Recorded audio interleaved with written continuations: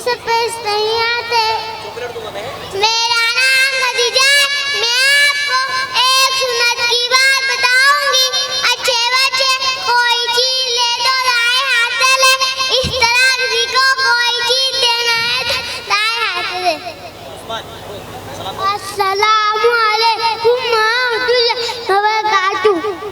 मेरा नाम मोहम्मद उस्मान है। मैं आपको ऐसे ही बताओ बच्चे बच्चे ला सकते।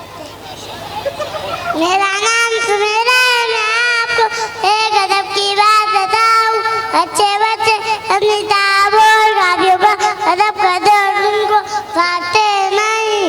मेरा नाम अफसा है। मैं आपको एक फायदे की बात बताती हूँ। अच्छे बच्चे रातों जल्दी सोते और सुबह जल्दी उठते।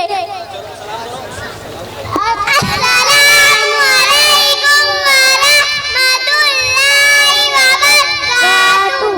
माशा